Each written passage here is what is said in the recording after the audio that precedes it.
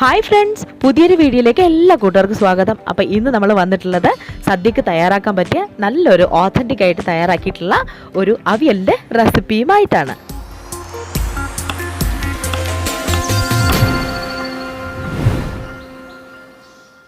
അപ്പോൾ ഇതാ ഞാൻ ചേന എടുത്തിട്ടുണ്ട്. വളരെ നൈസായിട്ട് നീളത്തിലാണ് കട്ട് ചെയ്തിരിക്കുന്നത്. അതുപോലെ തന്നെ വഴുതനങ്ങ എടുത്തിട്ടുണ്ട്.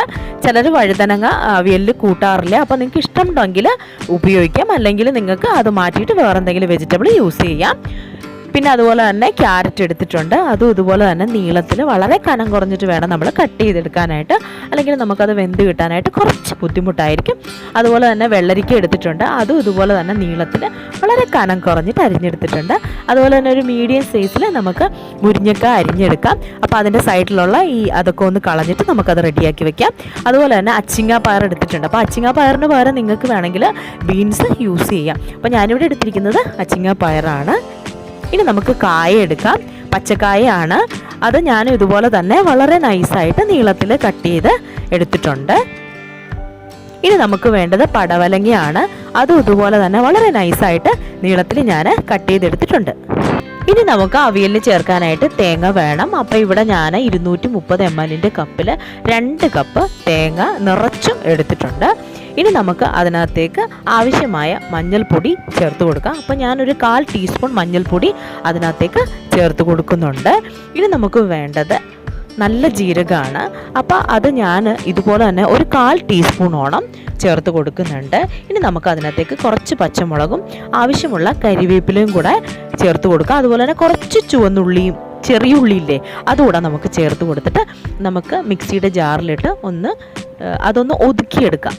അതായത് ഒത്തിരി അരയാൻ പാടില്ല, അതൊന്ന് ഒതുക്കിയെടുക്കാം. അപ്പോൾ അതെടുത്ത് ഒതുക്കി മാറ്റി വെച്ചിട്ടുണ്ട്. ഇനി നമുക്ക് ഗ്യാസ് അടുപ്പിൽ ഒരു ചട്ടി വെച്ച് കൊടുക്കാം. അപ്പോൾ ഞാൻ ചട്ടിയിൽ നല്ലോണം എണ്ണ പുരട്ടിയിട്ടാണ് ചട്ടി വെച്ച് കൊടുത്തിരിക്കുന്നത്. ഇനി ചട്ടി നന്നായിട്ട് ചൂടായിട്ട് വരുമ്പോൾ നമുക്ക് അതിനകത്തേക്ക് ആവശ്യമായ എണ്ണ ഒഴിച്ചു കൊടുക്കാം. വെളിച്ചെണ്ണയാണ് നമ്മൾ യൂസ് ചെയ്യേണ്ടത്. അപ്പോൾ ഞാൻ വെളിച്ചെണ്ണ നന്നായിട്ട് ചൂടായി കഴിഞ്ഞാൽ ആദ്യം ഞാൻ പച്ചമുളകാണ് കേട്ടോ ഇട്ട് കൊടുത്തത്. ഇനി പച്ചമുളക് ഇട്ടതിന് ശേഷം ഞാൻ ആദ്യം ചേന ഇട്ട് കൊടുത്തു. ചേനയ്ക്ക് കുറച്ച് വേവ് കൂടുതലാണ്, അപ്പോൾ അതുകൊണ്ട് നമുക്ക് ആദ്യം ചേന ഇട്ട് കൊടുക്കാം.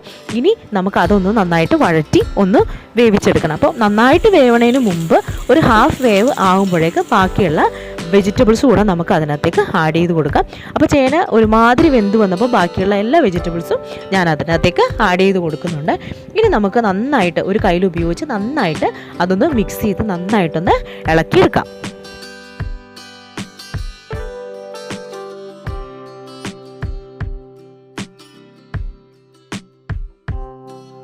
അപ്പോൾ നമ്മൾ ഈ പച്ചക്കറിയിലേക്ക് ലേശം മഞ്ഞൾപ്പൊടി കൂടെ ചേർത്ത് കൊടുക്കണം കേട്ടോ, അല്ലെങ്കിൽ നമുക്ക് ആ കഷ്ണത്തിലൊക്കെ മഞ്ഞൾ കിട്ടാണ്ടാവും.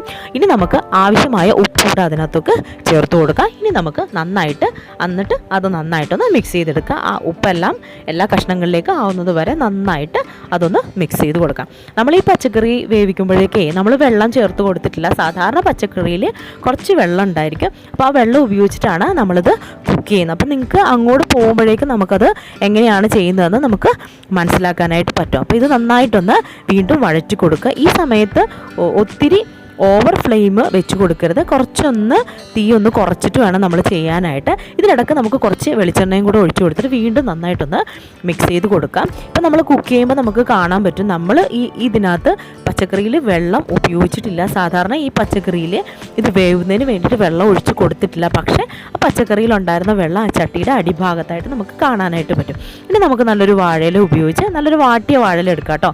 എന്നിട്ട് നമുക്ക് നന്നായിട്ട് അതിനകത്ത് വരുന്ന രീതിയിൽ നന്നായിട്ടൊന്നത് മൂടി വയ്ക്കാം.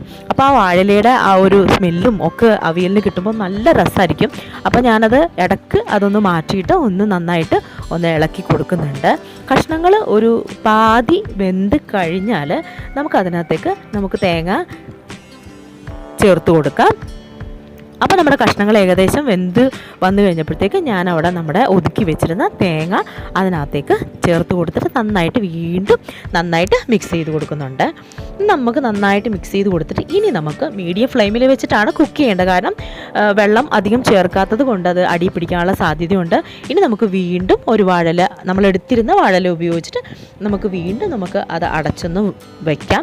അപ്പോൾ ഇടയ്ക്ക് നമുക്ക് ഇതൊന്ന് മാറ്റി നോക്കാം. അന്നേരത്തേക്കും നമുക്ക് കുറച്ച് തൈര് നമുക്ക് എടുത്ത് വെച്ചിരുന്നത്, അതിനകത്തേക്ക് ഒന്ന് ചേർത്ത് കൊടുക്കാം. അപ്പോൾ ഞാൻ തൈര് ചേർത്ത് കൊടുത്തതിന് ശേഷം നന്നായിട്ട് വീണ്ടും മിക്സ് ചെയ്തുണ്ട്.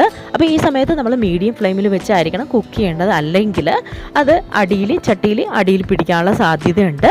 അപ്പോൾ നമുക്കത് വീണ്ടും നോക്കാം. അപ്പോൾ ആ ചട്ടിയിൽ വെള്ളമൊക്കെ നന്നായിട്ട് വറ്റിയിട്ടുണ്ട്.